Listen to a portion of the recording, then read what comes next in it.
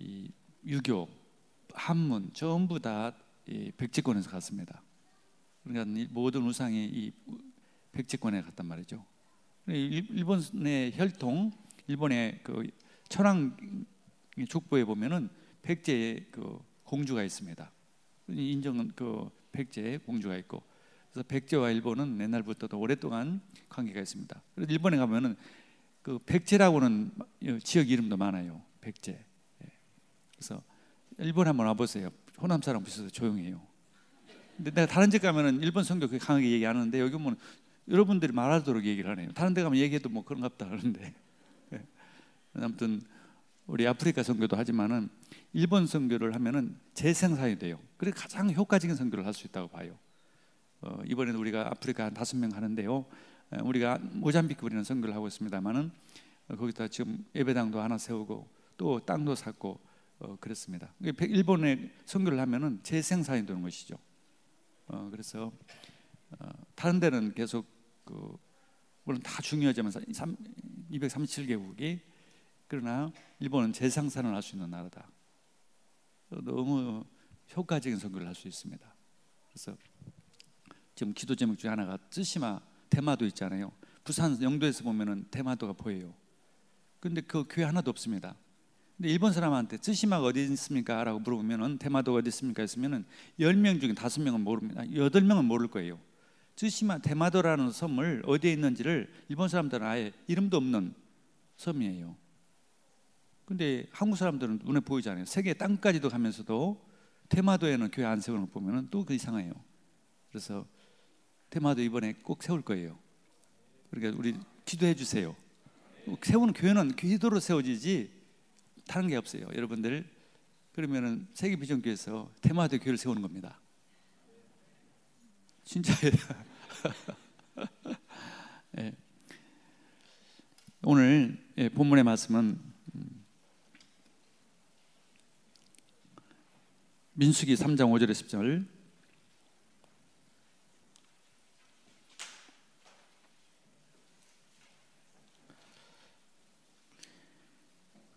여호와께서 여러분이 한 절씩 기도하겠습니다. 구약성경 민수기 3장 5절에서 10절 말씀입니다.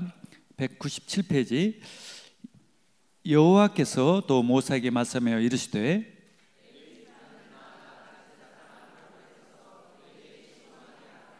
그들이 회막 앞에서 아론의 직무와 온 회중의 직무를 위하여 회막에서 심으하되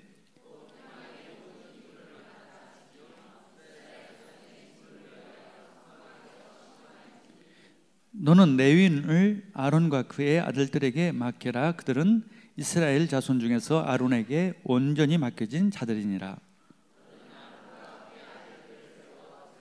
직무를 행하게 하라. 유인이 가깝게 하면 죽임을 당할 것이니라. 아멘. 중직자들의 임무와 축복. 지난 2년 전에 우리 중직자님 60명이 세워졌었고 이번에 또 중요한 장로님들 4분과 또 권사님들 19명 세우신다는 말씀 들었습니다. 그러면 중직자님들이 어떤 임무가 있는지 또 거기에 따라서 또 축복도 엄청난 축복이 있습니다. 임무와 축복. 그래서 중직자 하면은 로마 16장을 떠올리는데요. 저는 구약 성경을 이렇게 읽으면서 이 본문 말씀, 이 레위 사람들이 구약 시대 때 중직자였다고 그렇게 생각이 되어요. 왜냐하면은 보세요. 레위 지파는 나아가 제사장 아론 앞에 서서 그에게 시종하게 하라. 그러니까 제사장은 아론은 담임 목사라고 보면 됩니다. 담임 목사를 돕는 역할은 아무도 할 수 없어요. 아무 족속도 할 수 없어요. 이스라엘에는 12지파가 있는데 이 4지파만 제사장이 될 수 있습니다. 근데 다 되는 게 아니라 4지파 중에서 아론 자손만 될 수 있어요. 근데 나머지 레위 족속들은 그 제사장의 직무를 잘 할 수 있도록 돕는 역할을 하는 것입니다. 그러니까 구약의 이스라엘 백성은 신약의 교회입니다. 성도들이에요. 근데 성도들이 다 목사하는 건 아니죠. 제사장이 되는 것은 아니죠. 아론 지파만, 아론 자손만 이 제사장이 될 수 있습니다. 그리고 그 직무를 돋볼 수 있는 직무는 또 레위 족속만 할 수 있어요. 레위 족속은 12지파 중에 한 부족이에요. 그러니까 12분의 1 정도, 12분의 1 정도는 목회자의 일을 전적으로 돕는 일을 해야 교회가 돌아갑니다. 그럼 그게 중직자라고 볼 수 있어요. 성경의 근거가 그렇습니다. 근데 구약에 보면은 이 제도를 언제 세웠냐? 모세가 출애굽을 하면서 하나님께서 그렇게 세우라고 했습니다. 그래서 가나안 땅에 정복을 했습니다. 가나안 땅을 정복했는데 사사시에 들어와서 350년 동안 약 7번의 침략을 받습니다. 그리고 131년에 걸쳐서 많은 압제를 받습니다. 미디안이라든가 블레셋 이런 사람들한테. 그 원인이 어디 있느냐? 그러면 사사기를 마지막에 보면은 사사기 24장 25절에 보면은 이스라엘에 왕이 없으므로 백성들이 자기 소견대로 했다 이렇게 나옵니다. 그러면 이스라엘에 왕이 없어서 그러느냐? 또 그것은 저는 또 아니라고 봅니다. 사무엘상 8장 7절에서 8절에 보면은 사무엘이 마지막 사사였는데 사무엘 아들들이 조금 참으시는 게 많았어요. 그러니까 백성들이 이제 우리는 사사는 그만두고 이제는 왕을 세워달라고 그래요. 왕을. 그러니까 하나님께 사무엘이 말을 합니다. 이스라엘 백성들이 왕을 세워달라고 합니다. 그랬더니 하나님께서 이렇게 말씀해요. 이스라엘이 너를 배치는 것이 아니라 나를 배치는 것이다. 이스라엘은 왕이 없어야 합니다. 신정국가이기 때문에 하나님이 통치하시는 나라가 이스라엘이에요.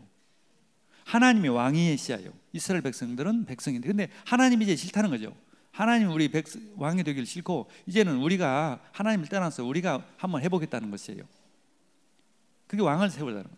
근데 왜 사사기는 이스라엘은 왕이 없으므로 자기 소견대로 했느냐? 이 말은요, 그 왕을 말하는 것이 아니에요. 그래서 어떤 뜻이냐면, 저는 사사기를 쭉 보면서 왜 이렇게 131년 동안이나 7번이나 침략을 당하고 이 고통을 당하느냐? 350년 사사기에 131년 동안 그런 압제를 당하느냐? 바로 제사장이 직무를 못했다. 제사장 또 레위 지파들이 직무를 못했다. 이렇게 나와요. 레위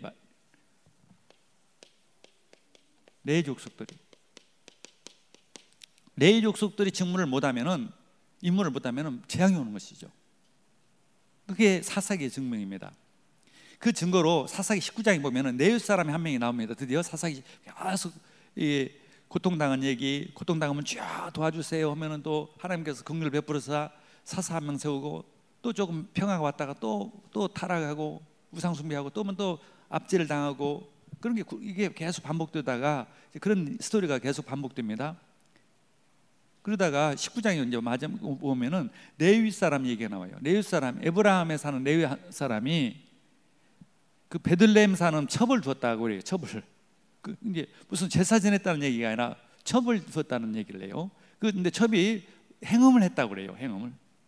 행음을 해가지고 또 자기 친정집에 돌아갔다가 그 친정집에 돌아간 그 첩을 찾으러 갔다가 데려오는 길에 이 첩이 그 성폭행을 당해요. 많은 이 어떤 부족에게. 그래서 화가 나니까, 너무 분노가 나니까 이스라엘 백성들한테 우리 첩이, 우리 부인이 이런 일이 당했다. 죽었어요. 거기서 첩이 엄청난 그 성폭행을 당해서. 그러니까 이스라엘 백성들이 다 그만 싸우러 가자. 그놈들 다 죽이러 가자. 그래서 이제 이스라엘 사람들이 다 같은 레위족, 같은 부족이니까 레위를 편을 들어서 다 자는데, 유다 족속이나 뭐 이런 다 들어갑니다. 그런데 그 베냐민 지파만 참석하지 않아요.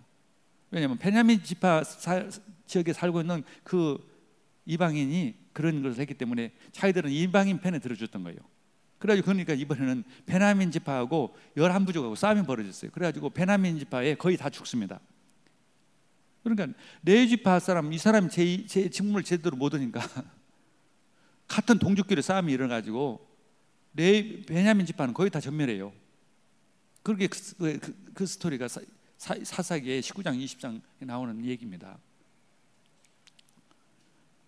그러니까 중직자가 제 일을 못하면은 교회는 문제가 오고 서로 교회끼리 싸우고 재앙이 오고 그게 현실이에요.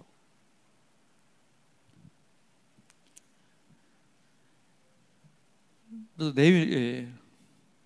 레위는 레위 족속은 특별합니다. 레위 족속은 이게 민수기는 사람을 세는 것이죠. 민수기라는 것은 이스라엘 백성을 세우는 거예요. 다 세워봐라.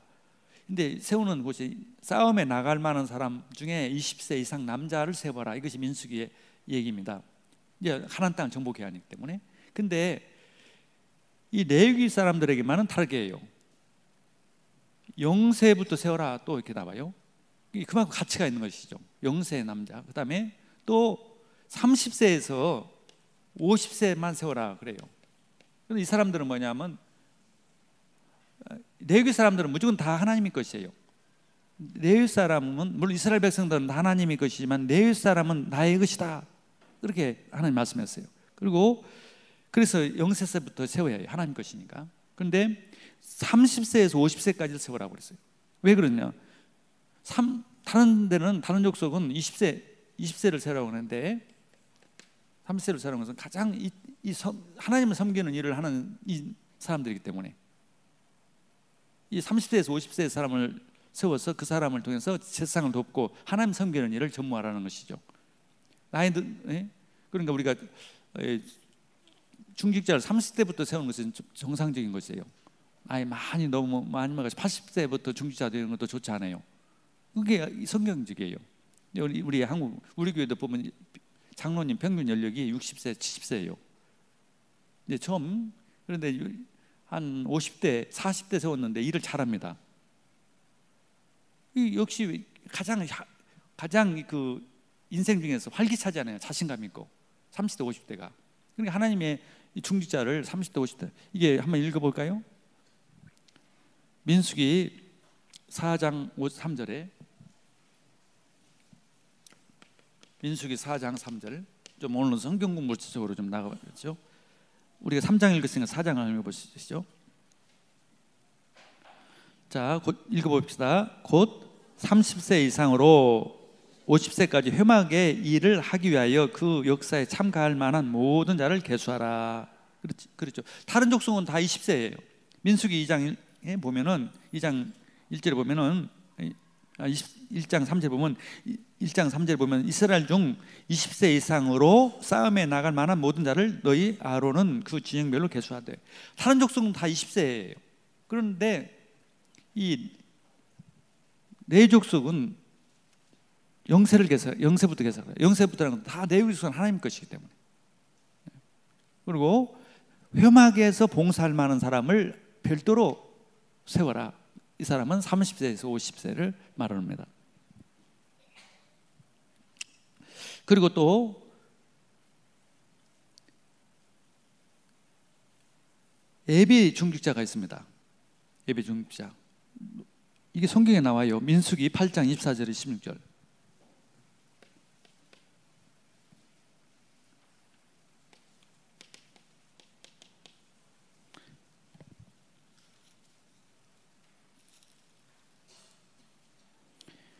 (8장 24절에서 26절을 한번 보겠습니다. 레위는 이같이 할지니 곧 25세 이상으로는 회막에 들어가서 복무하고 봉사할 것이요 50세부터는 그 일을 쉬어 봉사하지 아니할 것이나 그의 형제와 함께 회막에서 돕는 직무를 지킬 것이요 일하지 아니할 것이라. 너는 레위인의 직무에 대하여 이같이 할지니라. 또 30세부터라고 했는데 여기서는 또 25세라고 얘기를 하죠. 왜 그러겠어요? 이건 5년 동안은 이제 견습생입니다. 예비 중직자. 갑자기 중직자가 돼가지고 이러는 것이 아니라 25세부터. 그래서 여기도 25세부터는 중직자, 예비 중직자가 돼야 합니다. 25세도 돼요. 근데 민수기 때는 25세로 했는데 다윗 때는 더 활발합니다. 다윗 때는 20세부터랍니다. 20세.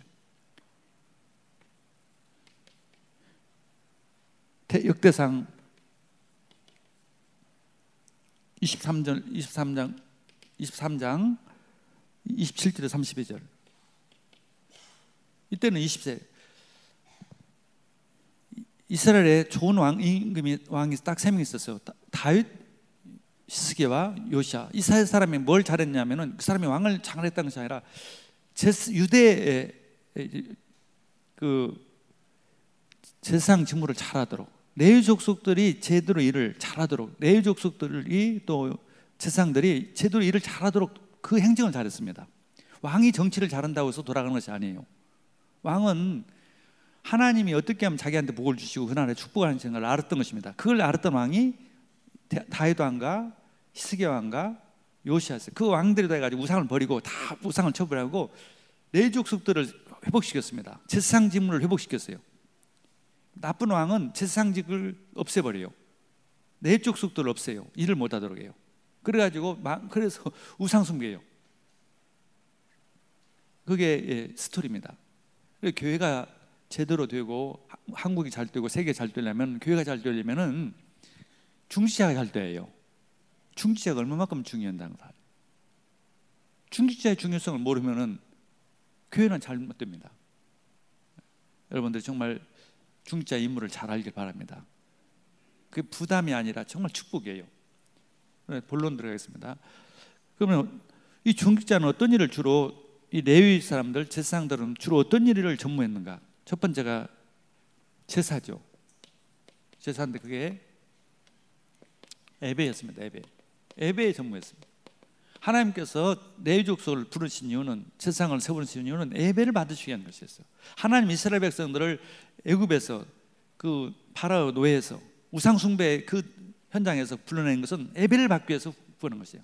우리 인간을 창조한 목적도 예배를 받기 위한 것이었습니다. 이스라엘 구원하신 것도 예배를 받기 위한 것이에요. 우리 교회를 세운 것도 하나님께 예배를 받기 위한 것입니다. 첫 번째가, 하나님은 예배를 받으세요. 예배 속에서 다 축복이 있어요. 그런데 예배를 보통 오는 건 전무했습니다. 이들은 성경 보면은 민수기 28장, 민수기 28장 보면은 3절에 4절에 하루에 2번씩 드려요. 하루에 상번제라고 해서 아침 저녁 양 잡고 소 잡고 해서 피를 계속 드는 거야. 매일 성막에 들어가서 하루에 2번씩 오전 오후 피 드리는 거예요. 예배예요. 언약으로 계속 각인시키는 겁니다. 그리도록 각인시키는. 복음으로 충만해지면은, 그 복음으로 각인되면은 다 사는 거예요. 근데 물론 모든 사람들이 다 그렇게 되면 좋겠죠. 그러나 현실적으로는 불가능해요. 하나님도 그걸 아십니다. 그래서 레위 족속만 불러가지고 너희들만이라도, 이스라엘 백성들 대신해서 너희들만이라도 예배를 드리라. 너희들만이라도 그리스도 충만을 해라. 그러면 다 산다. 근데 망하는 길은 중직자들이 복음으로 충만하지 않고 예배 드리지 않으면 교회는 다 문제 옵니다. 그러니까 하나님께서 그렇게 하셨단 말이에요. 우리 한국 사람, 한국을 뭐 세상의 나라로 부르셨다 이런 말도 하죠. 그건 무슨 말이에요? 제 예배 드리는, 한국이 예배 잘 드리니까 예배만 드리는데 북한하고는 너무 다르지 않습니까? 그러니까 예배 속에 다 있습니다. 예배 속에서 모든 응답이 있다. 그 가치를 알아요. 하나님께서 이스라엘을 불러가지고 왜 불렀어요? 가나안 땅에 왜 불렀어요? 메시아 오시기 위해서 그런 것인데, 그럼 뭐 메시아 모실 때 가면 가만히 있나요? 그게 아니라 예배 드릴, 피 언약을 계속 드리도록 하는 거예요. 하루에 2번입니다. 그 다음에 매주 안식일 하루 종일, 민수기 28장 9절에 10절 매주마다 안식일. 우리가 오늘 주일입니다. 안식일이 주일로 바뀌었습니다만 안식 온전히 피 언약 드리고 하나님에 집중하는 겁니다. 복음에 집중, 말씀에 집중하는 겁니다. 그 다음에 매달 초일에 첫째 날에 민수기 28장 11절에서 15절 이렇게 예배드렸어요. 또 매년에 7절기가 있습니다. 큰 절기로서는 6월절, 오순절, 수장절인데 그 외에 7절기가 있어요. 민수기 28장 16절에서 29장 40절까지. 특히 6월절이라든가 수장들은 일주일간입니다. 일주일 동안 그 절기가 지속됩니다. 일주일 내내 집중하는 겁니다. 1년에 일주일 집중하는 것이 2번 있어요. 절기가 7번 있어요. 그러니까 여러분 1년에 부흥 집회라든가 뭐 전도 집회 있는 것이 성경에 나오는 거예요. 훈련. 그래서 우리 사랑하는 중직자님들은, 앞으로 중직자 되실 분들은 뭐라고 하나님 부르셨나요? 예배 성공자로. 아멘. 예배 성공자란 말은 내가 은혜로 살겠다는 것이죠. 내가 노력해서 내 방법대로 사는 것이 아니라 하나님이 주시는 힘으로, 하나님이 주시는 응답으로 살겠다는 것입니다. 그게 근본이 다릅니다. 통일교 있죠. 통일교, 이 가까운데 통일교에서 빠져나온 이 사모가 있습니다. 통일교에서 그것도 간부 목사의 부인이에요. 일본 사람인데 남편은 한국 사람인데 거기서 빠져나와가지고 일본인인데, 제가 옛날에 후쿠오카에서 전도해서 세웠던 그 전도사님이 전도해가지고 지금 양육하고 저기 집사로 있고 지금 신학교까지 다니고 있어요. 그래서 제가 한번 물어봐서 통일교, 구체적으로 통일교가 뭐가 우리하고 다르냐 한번 얘기해봐라 그랬더니, 통일교는 죽도록 헌신한, 뭐 하여튼 모든 재산, 모든 시간 다 드려야 합니다. 그런데도 구원이 받았는지 안 받았는지 몰라요. 그렇게 다 해야 구원 받을지 말을지 모른다고 합니다. 구원 받기 위해서 그렇게 하는 거예요. 그러니까 끝까지 하다가 너무 지쳐가지고 에이 나 모르겠다, 구원 받든 말, 그런 사람이 한두 명이 아니래요. 또 우울증 온 사람이 한두 명이 아니래요. 구원 받기 위해서 그 짓을 하는 거예요. 문선명한테 충성을 다해야, 전 재산 다 바치고 전 시간 다 드려야 그래도 구원 받을지 말지 모른다니까. 그게 통일교리예요. 모든 종교들이 그렇습니다. 근데 우리는 다 받았어요. 다. 아멘. 다 가졌어요. 주님이 우리와 함께 신분이 먼저 다 주셨어요. 어떤 죄도 다 용서받았어요. 어떤 영적 문제도 해결되고 어떤 질병이라도 해결되지 않을 거 없어요. 정 안 되면 천국 가면 해결돼요. 예. 어떤 것도 문제될 거 없어요. 그리고 우리를 예수님의 성품까지 담게 하는 그런 축복을 주셨어요. 아멘. 예수님의 마음을 담게 하고 예수님 생각을 담게 하고, 그래서 성화, 점점 그리스도의 모습으로 성화까지 되게 하고 세계복음화까지 하게 하고 렘넌트 키우게 하고 다 주셔. 그러니까 뭐만 예배드리라는 거죠. 예배. 제가 모슬렘 사람들 전도를 위해서 한번 차트를 만들어 봤어요. 모슬렘 사람들 어떻게 전도할까? 간단해요. 아브라함이 있고 이삭과 그 이스마엘 있죠. 이스마엘은 하갈이 난 아들인데 그 노예예요. 노예 생활하는 거예요. 노예, 칼라데스처럼. 근데 이삭은 사라가 났어요. 아들이에요. 자식은 노예가 아니에요. 노라도 다 받아요. 아들이니까 상속을 다 받는다니까. 아들이기 때문에, 신분이 아들이기 때문에. 이게 복음입니다. 그러니까 이삭을 통해서 뭘 받게 원하겠어요? 예배를 하나님 께서 예배를. 이삭은 예배 드리는 사람이었어요. 단을 쌌어요. 우리 중직자님들이 정말 예배자로 살기를 주님 축원합니다. 교회는 예배만 살면 돼요. 지금 오늘날 교회가 힘든 이유가 예배가 사라져가요. 예배가 새벽기도도 사라져가고 자꾸 예배가 사라져가니까 힘든 거예요. 그러니까 자꾸 어렵게 부부가 맞벌이 해도 힘들어요.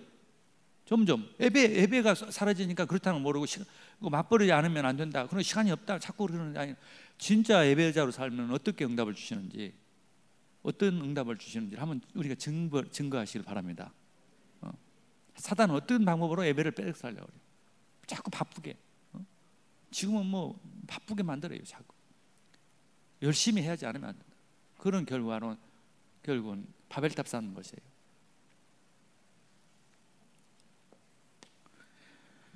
그렇기 때문에 이제 하나님의 은혜로 이제 봉사가 돼요. 그때부터 섬기게 되는 것이죠. 예배 없이 섬기는 것은요, 그것은 섬김이 아니라 노동이에요. 예배 없이 희생하는 것은, 은혜 없이 섬기는 것은 결국은 한계가 옵니다. 지치게 돼요. 그래서 이때부터 사명이, 임무가, 여기서는 봉사라고 해요. 사역이 시작됩니다. 하나님께 섬기는 것이죠. 예, 어떤 섬김인들이 있냐면, 레위 족속들이 하는 섬김인을 보면은 찬양대가 있습니다.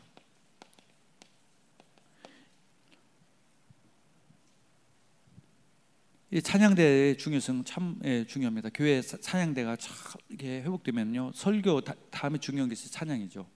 정말 교회 영성이 회복되고 예배가 회복돼서 찬양대가 중요해요. 사실 레위만 할 수 있는 일입니다. 찬양대는 아무나도 하는 게 아니에요. 레위만. 너무 중요해요. 근데 그 내외 보면 24조가 돼가지고 12명이 해가지고 288명씩 찬양하도록 다윗이 그 시스템을 만들었는데요. 역대상에 보면은 25장에 보면은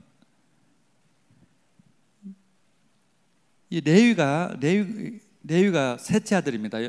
야곱의 셋째 아들인데 그 레위 족속 레위에는 세 아들이 있어요. 게르손하고 그하다고 무릴이라고 하는 세 아들이 있으면 세 아들이 있는데 그 게르손의 후손, 그하스의 후손, 무릴의 후손, 그 후손들을 다 골고루 이 성가대에 서게 합니다. 레위 족속들이 골고루 다 앉아서 그 중에 둘째 아들인 그하스의 후손인 해만이 중앙에 서게 하고 중앙에 있게 하고 아삽이라고 하는 사람이 우편에 있게 하고 여두순이 왼편에 있게 합니다. 근데 시편에 보면은요 39편 아삽의 시 뭐 이렇게 많이 나와요. 또 그 사람들이 또 시편 39편, 50편, 62편, 73편에서 83편, 88편 다윗 다음으로 이렇게 많이 이렇게 시편에 기록된 사람들이 전부 다 찬양대원들이 쓴 시예요. 얼마나 은혜스러운, 얼마나 축복된 직무인지 몰라요. 이 찬양대. 여러분 찬양대 쓰기를 기뻐하시기 바랍니다. 오늘 보니 참 은혜스러워요. 찬양대 이렇게 은혜스러우면 교회는 계속 영적으로 힘이 없고 불응이 됩니다. 흑암에 무너지게 됐어요. 네. 네윗의 세 아들이 다 골고루 찬양대에 있었다. 그다음 두 번째로 성전 관리를 하는 일을 맡아요. 역대상 26장 2절에서 11절 말씀입니다. 그럼 성전은 뭐냐? 성전은 교회죠. 교회는 뭐냐? 건물은 교회당입니다. 성전은 성도들이에요. 성도들을 관리하는 것이죠. 성도들을 돌보는 것이죠. 성도 한 명 한 명이 성전인데 성도들을 세 가족 렘넌트들 중지자도 돕지 않으면 못해요. 목회자 한 명은 30명 이상 돕기 힘들어요. 그 똑같이 같은 레위 족속이에요. 중직자는 같이 돕는 거예요. 구역을 돕고 각 부서를 돕고 이게 그들을 한 명 한 명이 온전한 그리스도인으로 되도록 온전히 복음을 알고 복음을 누리고 말씀을 붙잡고 예배할 수 있도록 기도할 수 있도록 전도자의 삶을 살 수 있도록 그 안 도와주는 것이 중직자 일입니다. 참 너무너무 아름다웠고 축복된 일이에요. 성전 관리, 성도 관리, 성도님들 관리, 성도들을 세우는 거예요. 사탄은 어떻게든 성도들을 교회를 무너뜨리려고 그래요. 사탄의 일은 교회만 무너지면 끝나니까요. 한 명 한 명을 돕는 거 섬기는 일이 얼마나 그 복된 일인지. 그 다음에 문지기, 성전 문지기. 역대상 26장 1절에서 19절 1절에서 19절에 나옵니다만, 자, 성전 안에는 아무도 들어가면 안 되죠. 근데 그 당시에 외국 이런 나라 침략도 올 수도 있고 그렇기 때문에 문지기가 중요한 역할을 하죠. 오늘날도 마찬가지입니다. 교회에 문지기를 서서 뭘 하는 것이 아니라 교회 안에 성도들을 침입하는 사람들이 있단 말이죠. 그 사도행전 20장 29절 30절에 보면은 이런 말씀이 있어요. 바울이 이렇게 부탁을 합니다. 여러분들은 자기를 위하여 또는 온 양떼를 위하여 삼가라. 성령이 그들 가운데 여러분을 감독자로 삼고 하나님이 자기 피로 사신 교회를 돌보시게 하셨느니라. 29절에 내가 떠난 후에 사나운 이리가 여러분들에게 들어와서 그 양떼를 아끼지 아니하며 또한 여러분 중에서도 제 아들을 끌어 자기를 따르게 하려고 어그러진 말을 하는 사람들이 일어날 줄을 내가 아노라. 이게 사도 바울이 에베소 교회를 세웠는데 사도 바울이 떠난 후에 이제 이리와 같은 악한 자들이 와서 속인다 이 말이죠. 율법주의자대로 속인다든가 다른 방법으로 복음이 아닌 것을 가지고 와서 교회를 무너뜨리려고 한다. 그것을 막으라 이거죠. 그게 정직자 일이다. 얼마나 요즘은 신천지도 많고 누가 어디에 앉았는지 모르잖아요. 누가 막겠어요? 목사가 목회자가 누가 신천지인지 참성인지 모르잖아요. 중직자들이 그걸 잘 막고 문지 역할을 잘해야 합니다. 또 앞으로 들어오기는 하지만 뒷문으로 나가는 사람도 많아요. 앞으로 전도해서 오는데 뒷문으로 나가면 또 헛것이에요. 잘 지켜야 합니다. 성도들이 결석하면 바로 전화도 하고 신방도 하고 기도도 하고. 여러분 구역지교회 각 구역 맡은 분들이 조장들이 같이 기도하고 문을 잘 지켜야 해요. 들어오기도 잘 들어야지만은 나가면 안 된다니까. 우리 비전교회는 뒷문이 없길 바랍니다. 문지기 역할을 잘해가지고 또 이상한 신천지 못 들도록 막아야 합니다. 다른 복음이 들어오지 않도록 문지기 역할이.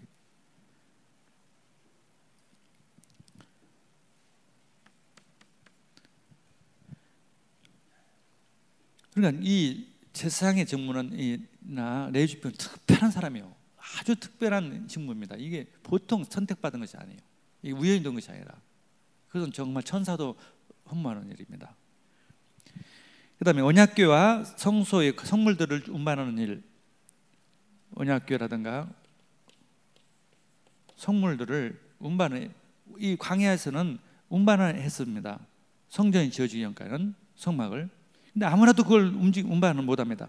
반드시 제사장들과 레위족속들을 통해서만 했습니다. 역대상 15장 10절.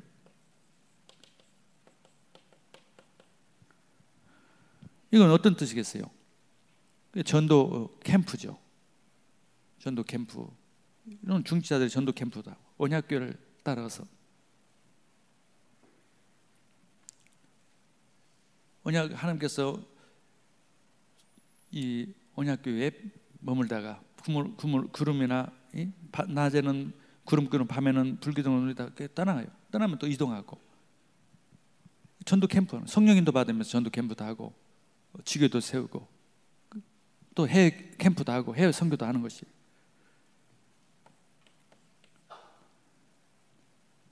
그다음에 여호수아서 3장 3절 또 6장 1절에서 7절을 보면은 제사장들이 언약궤를 딱 메고 갑니다. 그때 요단강에 걸러졌어요. 홍해바다는 그냥 가만히 서 있는데 갈라졌지만은 요단강은 언약궤를 맨 사람들이 발을 강에다가 집어넣으니까 그때 갈라졌어요. 강 가운데 계속 있었습니다. 다 지나갈 때까지. 또 여리고 성도 그냥 무너진 것이 아니에요. 언약궤를 가지고 돌아가니까 7번 도니까 7일 동안 도니까 무너졌습니다.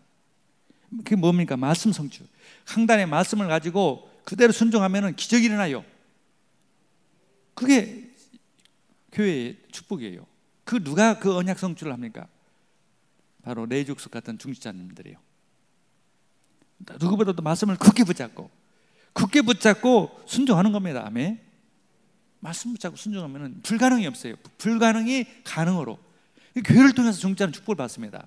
사업도 교회 때문에 축복받는 거고 선교 때문에 축복받고 렘넌트 때문에 축복받지 교회 따로 사업 따로 렘넌트 따로 사업 따로 세계 선교 따로 사업 따로가 아니에요. 그 속에서 말씀 성취를 통해서 이루어지는 것입니다. 그게 이론이 아니라 사실이에요. 사실. 그래서 이런 어마어마한 중직자들의 임무가 있습니다. 그러면 이런 축복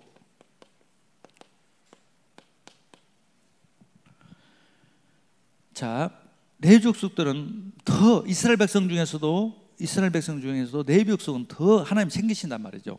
한번 읽어볼까요? 민수기 3장 11절에서 12절 다시 민수기 3장 11절에서 12절을 보겠습니다.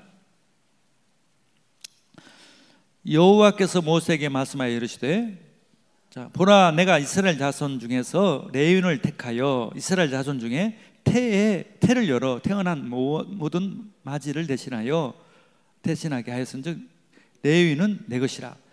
이스라엘 백성들이 많이 12부족이 있습니다. 그 사람들을 큰아들, 12부족의 큰아들들을 누구로 대신했냐면 내 족속으로 추천했단 말이에요. 그러니까 맏아들은 내 것이다 라는 말이 있죠, 성경에. 맏아들 역할을 하는 것이 내 족속들이. 왜 맏아들은 하나님 것이에요. 그래서 옛날에는 첫 번째 것은 첫 열매는 하나님께 드렸지 않습니까? 즉 첫 번째 것은 하나님 것인데 이스라엘 백성들 다 첫 아들을 다 하나님 거라고 그걸 어떻게 계산하냐면 내 족속을 대신했다 이거죠. 레위 사람은 모든 성도들의 대표자예요. 모든 성도들은 하나님 것이에요. 그러나 레위족 이 중직자는 더 챙긴다 이 말이에요. 하나님이 더 관심이 있어요. 자기 것이니까. 여러분, 자기 것이면 더 안 잃어버리지 않습니까? 레위 족속이 됐다는 것은 복 중의 복이에요. 하나님 자녀가 됐던 것도 엄청난 복인데 레위 족속이 됐다, 중직자가 됐다는 것은 복 중의 복이라 이거죠. 민수기 3장 11절에서 12절.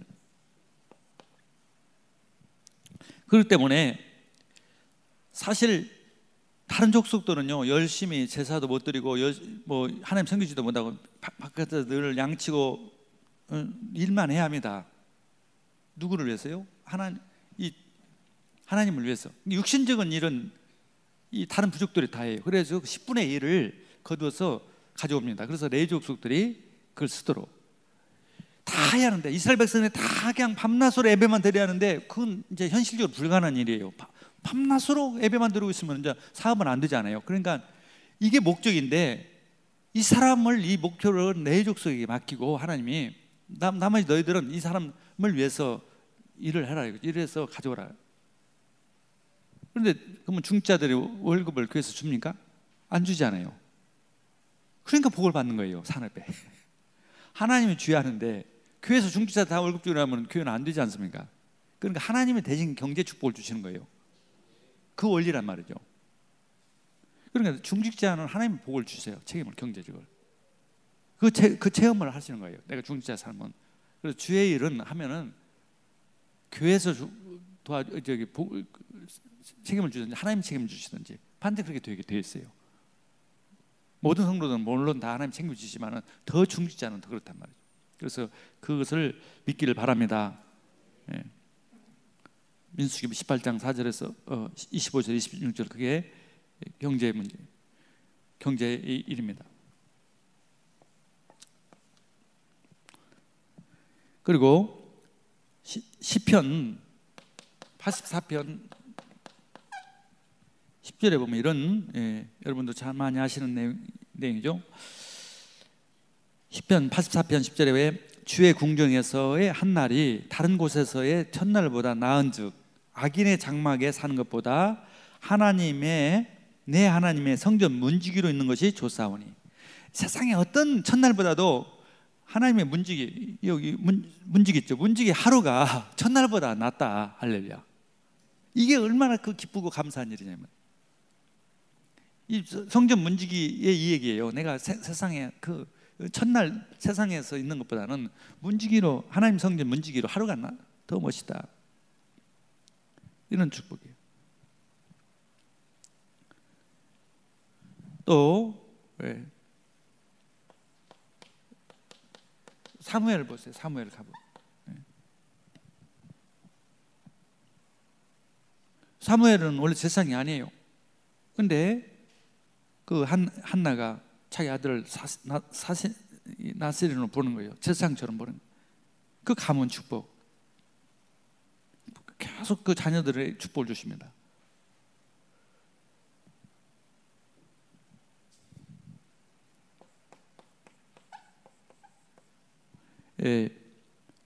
오벳데돔.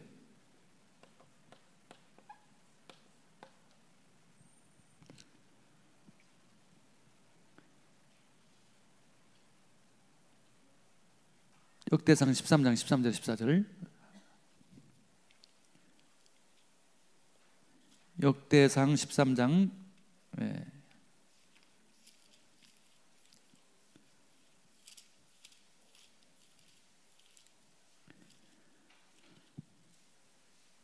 다윗의 궤를 옮겨 자기가 있는 탈성으로 베어들이지 못하고 그 대신 가드 사람 오벳에돔의 집으로 메어가니라. 하나님의 궤가 오벳에돔의 집에서 그의 가족과 함께 석 달을 있으니라.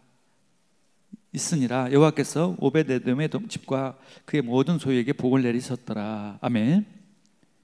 오벳에돔은 레위 족속입니다. 여기 레위 족속이지만 그 당시에 어디 살았냐? 가드라는 곳에 살았어요. 가드 사람이란 말은 이방인이 아니에요. 여기서 오벳에돔은 레위 족속입니다. 다윗이 성전을 짓고 위에서 언약궤를 가져오다가 잘못 운반하는 그 통에 할 수 없이 오벳에돔 집에 한 3개월 있게 됩니다. 그때 하나님께서 그 오벳에돔 집에 많은 복을 주시는 거예요.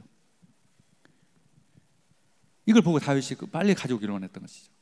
우리 교회도 많은 증거들이 있겠지만 중직자들이 지교를 하고 하나님 섬기는 일을 얼마나 복을 주시는지, 여기 와서도 간증도 했겠지만은 우리 복음성교회도 오이카 장로도 복음을 알고 이 복음이 중요한 걸 알고 일본에 교회가 없으니까 자기가 집에다가 병원에다가 교회를 시작했는데 얼마나 복을 주시는데요. 뭐 손님이 하루에 300명 이상 와요.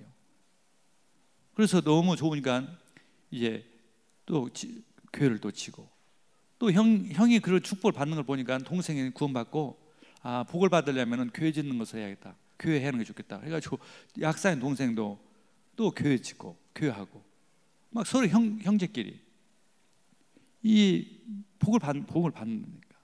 하나님의 은혜가 오베데움처럼. 할렐루야. 네.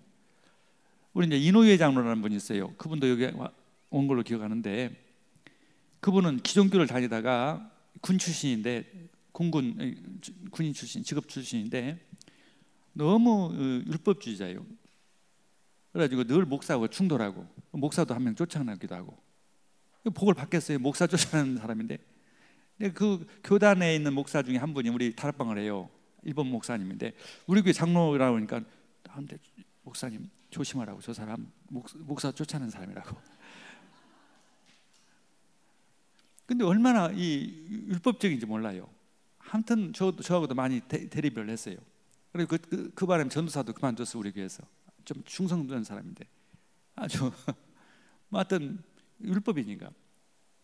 근데 왜 우리 교회 왔냐면은 이제 그 정도로 율법적이고 교회에 목사님과 대립하니까 뭐가 잘 되겠어요? 다른 자녀들에게 문제가 있고, 그리고 자기가 그게 힘드니까 교회도 그만두고 이제 제대를 하고 나서는 낚시나 하고 이제 평생 보내야겠다 하다가 그 부인은 굉장히 갈급해요. 그래서 이 복음을 듣고는 너무 좋다고 남편한테 진짜 교회 만났다고 가보자고 진짜 복음을 듣는다고 그래가지고 부인 따라서 그냥 와본 거예요. 와서 점점 복음을 들으면서 지금 어떻게 달라졌냐 하면은 그 하마마츠 교회인데요. 하마마츠 교회를 살 때 일본에서는 교회 융자를 안 해줍니다. 그런데 자기 집을 담보로 해가지고 융자를 해달라니까 지점장이 감동을 받았어요. 저 사람 저 융자해주면 저건 진짜겠다. 그래가지고 융자를 받아서 예배당을 샀습니다. 사면서 그렇게 거기는 목사도 없는데 아무튼 교회에 있는 것이 즐거운 거예요. 부부가 늘 교회 살아요. 마치 문지기처럼 늘 전화도 받고. 그러다가 딸들이 회복되고, 둘째 딸이 문제가 많은데 의사인데 하여튼 뭘 훔치길 잘해요. 그래가지고 경찰에 잡혀가고, 그리고 병원에 쫓겨나고 막 그러던 사람인데 치유되고 결혼돼서, 원래는 소아과 의사인데 일본은 정신병자가 너무 많으니까 정신과 의사가 됐어요. 원래 소아과 의사인데. 그래서 딸도 이제 자녀도 3명이나 낳고. 그런데 이제 얼마 전에 우리 가고시마 교회가 있는데 거기는 빌려서 조그마한 그 장소를 빌려서 예배를 드리는데 여자 장로입니다. 그렇기 때문에 교회가 잘 성장을 못해요. 거기를 갔다 오더니 그리 가겠다는 것이에요. 우리 부부가 그리 가겠다고. 근데 그래서 거기 가는데 그걸 쭉 지도했던 것이 교회를 사는 것이었습니다. 근데 마침 교회당으로 하기 딱 좋은 건물, 1층에는 주차장이고 2층은 예배당, 또 한쪽은 사택도 있고 아주 교회당으로 딱 좋은 곳이 있는데 거기에 반절을 헌금을 하겠다고 사는데, 그리고 반절을 헌금하고 그리 이제 이사 가기로 했어요. 그러니까 그렇게 목사를 힘들게 했던 분이 복음을 받고 자기 집을 담보로 해가지고 하마마치 교회를 세우고, 거기서 교회가 잘 되도록 한 40~50명 모입니다. 일본 사람만. 이제 그걸 그만두고 그 가고시마까지 가서, 하마마치 가고시마는 굉장히 멉니다. 가고시마는 규슈 남쪽 끝이에요. 야마자키에 다녀오셨다는 우리 김 집사님인데 그보다 더 훨씬 남쪽이에요. 가장 남쪽. 거기에 가서 이제 섬기겠다고. 나는 참 이런 장로들이, 이런 중직자들이 얼마나 감사한지. 일본에는요, 장로들 남자들이 굉장히 강해요, 강팍해요. 일본 놈 하면 괜찮아요. 그러나 여자들은 참 부드럽습니다. 중국 사람들이 가장 여자가 강하고 한국은 중간이라면 일본 여자는 아주 부드럽습니다. 아주 순수해요, 일본 사람들. 그러니까 아들이 가미가제 특공대로 가는데도 잘 가서 죽으라고 편지 쓰는 것이 어머니예요. 한국 같으면, 어머니 같으면 절대 안 된다고 하겠지만, 그러니까 일본이 그래서 발전했다고 봐요. 일본 여자들은 참 헌신적이에요. 근데 일본 남자들은요, 내가 봐서도 아시아 사람이 아니에요. 굉장히 자기 자존심이 강해요. 그리고 절대 자존심이 강해요. 자기가 강해요. 얼마나 일을 열심히 했는지 몰라요. 책임감이 강한지 몰라요. 독일 사람 같아요. 근데 자기가 강하니까 복음이 안 들어가는 거예요. 잘. 사람은 참 좋습니다. 일본 사람들 한 번도 뭐 일본 사람 나쁘다지만 정말 정직해요. 정직. 이번에도 우리가 60명 규모의 그 보육원을 하는데 땅을 이제 105평을 사기로 했어요. 약 20억 주고. 근데 그 부동산업자가 우리가 이거 살지 안 살지는 결정을 한 2개월 기다려봐야 한다. 그랬더니 그때까지 기다리겠다는 거예요. 그럼 주인 나오면 팔리시기 때문에 한 번 약속하기 때문에 계약금도 이런 데 안 줬습니다. 2개월 기다려주는 거예요. 이런 나라는 어디 있어요? 얼마나 정직한지 모릅니다. 그러니까 자기 의가 강해요. 차라리 좀 거짓말도 잘하고 도둑질도 하고 나쁜 짓을 했으면 내가 죄인이다 금방 느껴요. 왜? 자기가 도둑이면. 근데 자기 남들이 열심히 바르게 죽도록 살았다는 거죠. 얼마나 그게 강한지 몰라요. 자기가 책임감이 너무 강해요. 그게 복음이 안 들어가는 거예요. 그래서 어린아이에게 복음이 들어요. 그리고 참고로 말씀드리지만 지금 일본이라는 나라는 이 싸우는 나라가 아닙니다. 자유대가 있지 공격이 아니에요. 이 메가다라는 사람이 장군이 와가지고 메가다라는 사람이 와서 5년 동안 6년 동안 일본을 완전히 전쟁, 절대 전쟁은 더 이상 일으키지 않도록 반드시 일본 사람들은 미국에 절대 순종하도록 그런 시스템이에요. 일본이 완벽하게 이 미국에 순종합니다. 동맹국이에요. 미국이 죽으라면 죽어요. 죽는 시즌까지예요. 그런지 절대 싸우는 거 아니에요. 그리고 일본 수상은 임기가 2년 이상 못 갑니다. 이 사람만 오래 가요. 왜 가냐면 미국하고 가까우면 오래 가요. 중국하고 가까이 되는 사람들 금방 1년도 안 돼 끝납니다. 그리고 일본은요 365일 중에 임기 중에서요 제가 기억으로는 150일 정도는 국회가 열립니다. 근데 국회가 무슨 크게 열리는 것이 아니라 수상을 앉혀놓고 청문회격에 그 국회가 150일 가까이 지나가요. 눈앞에 놓고 수상 잘못하면 바로 지적이에요. 그렇기 때문에 어떤 크게 나쁜 쪽으로 갈 수가 없어요. 전쟁을 일으킨다는 것은 우리 생각이에요. 근데 북한과 중국은 자꾸 일본을 핑계대 가지고 자꾸 자기들을 강하게 만들려고 해요. 일본 어쩌다고 해요. 일본 사람들은요 절대 싸울 수 있는 나라가 아니에요. 싸울 수도 없고. 그런데 우리가 굉장히 오해합니다. 옛날에는 싸웠어요. 왜냐하면 천황에 순종했다. 남자들은요 충성심이 강해요. 국가에 대해서 천황에 순종하려고 하는 것이지 자기를 위해서 자기를 위해서는 안 해요. 자기 걸 회사를 위해서 생명 걸고 국가를 위해서 생명 걸고 그런 타입이지 자기 유익을 위해서 하는 것은 아니에요. 자기 의가 망해요. 자기 의가. 나는 이렇게 착하게 살았다. 나는 열심히 살았다. 그래서 복음이 잘 안 들어가는 거예요. 그런데 그런 사람도 복음이 들어가니까 저렇게 진짜 헌신하잖아요. 달라져요. 일본 사람이랑 한국 사람이랑 똑같아요. 가장 DNA가 같습니다. 가장 DNA가 갑자기 일본 얘기가 나왔는데 DNA가 일본 사람하고 한국 사람은 가장 같아요. 그게 그 사실이에요. 그래서 우리 중직자님들 일본 사람도 그렇게 하는데 그렇게 강한 일본 사람도 앙팡 일본에서 우리 세계 비전교회도 그렇게 하기 바랍니다. 네. 그러니까 항상 응답을 주시는 거예요. 딸이 그 종식병 의사인데 응사까지 됐는데 정신병자라니까. 늘 훔치고 늘 경찰서에 불러가고 그렇게 아무 어떤 모든 사람이에요. 근데 그 사람이 치유가 되어서 정신과 의사가 됐단 말이죠. 참 그 복음의 능력은 큽니다. 그게 복음 아니라 교회 중직자의 축복이에요.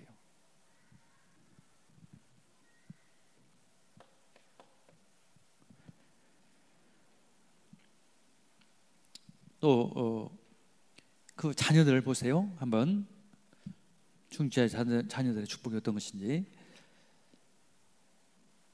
역대상 26장 4절에서 8절을 보겠습니다.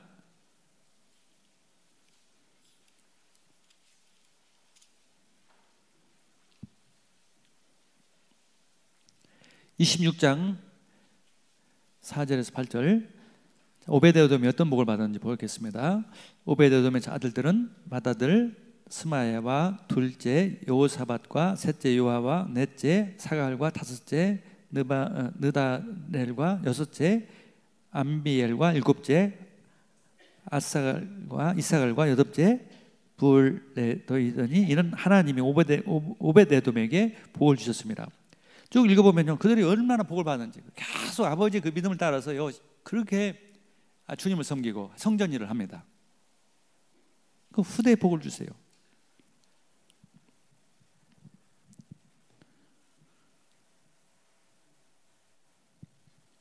그런 후대의 축복을 누리시길 바랍니다. 아멘. 예. 여기서 또 한 가지 빠졌네요. 여기에 사역 중에 제가 창고 관리가 있어요. 창고 관리.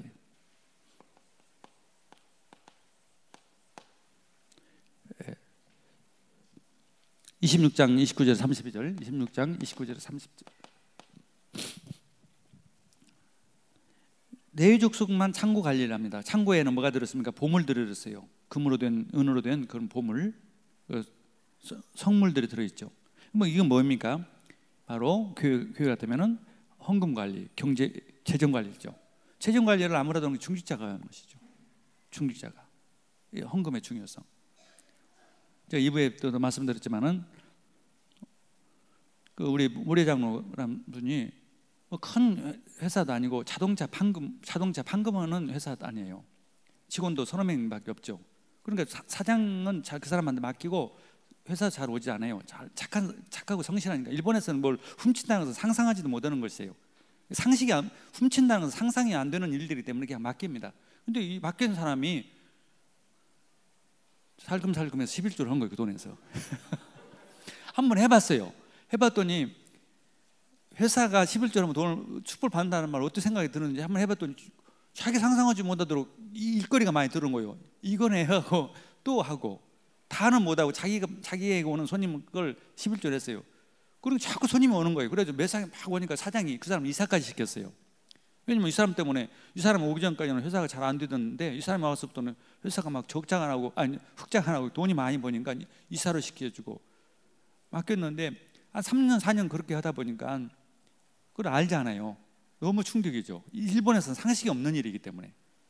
그래서 형사고발하겠다 뭐 아니면 바로 조치를 하라 해가지고 이제 예수는 모든 문제 해결자라고 하고 하나님 나라를 위해서 했는데 이거 예수가 모든 문제가 아니라 이제 형무소 가게 생겼으니까 캄캄한 거예요. 근데 부인이 마침 믿음이 좀 있어서 신학교를 다니고 있어요. 그래서 어떤 집에 온 남편한테 예수는 그리스도 모든 문제 해결자 계속 1시간 동안 팀사를 예수는 그리스도 모든 문제 해결자. 그런 가운데 있어서 부인이 전도한 사람이 또 사업하는 사람인데 그 사람이 돈을 빌려줘 가지고 이제 그 해결했어요. 근데 그 사람이 직접 가서 돈을 빌려준 사람이 직접 가서 이 사람이 나쁜 짓 쓴 것이 아니라 교회 헌금 다 했다. 이 돈 갖다가 술 먹고 나쁜 짓 한 것이 아니라 교회 다 헌금을 했다. 이해를 해주라. 그리고 변상을 합니다. 내가 대신해서 빌려서 변상합니다. 그랬더니 사장 마음이 조금 누그러졌어요. 그래서 우리가 미국에 뉴욕에 그 선교로 가는데 한 일주일 동안 같이 가고 싶은데 괜찮겠습니까? 그랬더니 또 가라고 하더래요. 다 그 뭡니까 월급 받으면서 휴가하는 게 뭐죠? 유급휴가 주겠다고 갑자기 이제 유급휴가까지 받고 갔어요. 가서 이제 왔는데 사장이 만나자고 하더니 자네가 그만두면은 우리 회사는 잘 힘드니까 그냥 자네가 인수하게 갔어요. 그래가지고 그 전에 어떻게든 이제 하나님 나라를 위해서 헌금을 많이 하려는 것은 도둑질을 하든지 아니면 자기 사장 되야겠다는 생각으로 사업을 해보려고, 그 똑같은 사업을 해보려고 했어요. 그랬더니 은행이 융자가 안 되는 거예요. 월급쟁이니까. 그리고 또 법률가는 같은 직종, 같은 일을, 손님을, 자기가 근무했던 회사의 손님을 데리고 사업을 시작하면은 그 고객을 상대하면 그 법률적으로 그 사장이 고발하면은 이거 문제가 된다. 그런 말을 하게 두 개 때문에 일단 헛수 없이 기다리고 있었어요. 은행에서는 또 융자도 안 된다. 만약에 그 자기가 오는 손님을 상대로 사업을 하면은 그 옛날에는 그 사업 회사로부터 고소당할 수 있다. 그랬는데 그 사장이 당신이 하라고. 그래가지고 지금 회사에서 11조, 회사는 회사대로 11조, 그 사람은 18조를 해보니까 하나님이 얼마나 기뻐하겠어요. 재정관리. 그러니까 일본 사람들에게는 상상도 없는 일이에요. 거짓말 1+2는 3밖에, 남자들은 그래요. 아니 일본 사람 체질은 다른 건 몰라도 거짓말은 잘 안 해요. 그런 사람들이 회사 돈을 훔쳐서 헌금했다는, 내가 봤을 땐 도저히 이해가 안 가는 거예요. 근데 이해가 안 가는 답을 주셨어요. 그래서 왜 하나님의 재정을 내가 섬기겠다. 여러분 도둑질하는 얘기는 아니에요. 그거 모델 삼으면 안 됩니다. 모델 삼으면 안 되고, 일본에서는 정말 거의 특별한 일이에요. 한국 같으면 용서 안 해요. 네. 그런데 정말 재정 관리 잘하고 재정을 위해서 헌신하길 바랍니다. 네.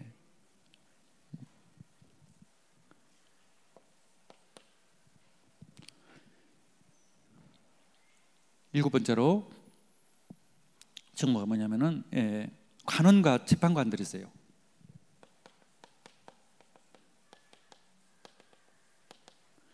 이 이스라엘 예루살렘에 성전이 있죠. 성전에만 있는 게 아니라 레위 족속들은 골고루 이스라엘 12부족이 사는 곳에 골곳에 다 흩어져 삽니다. 그게 특징이었어요. 제사장들은 주로 예루살렘에 살지만 레위 족속들은 예루살렘도 살지만 전국에 다 흩어졌어요. 자기 땅이 없었습니다. 레위 족속들은. 그리고 골고루 흩어져 살고 그 지역을 관리하면서 재판도 하고 잘못한 거 누가 잘못했는지, 그리고 그 사람들 신앙생활을 잘하도록 인도해주고 그 직무를 했습니다. 그래서 그 관원과 재판장이라고 합니다. 그 사람들을. 역대상 26장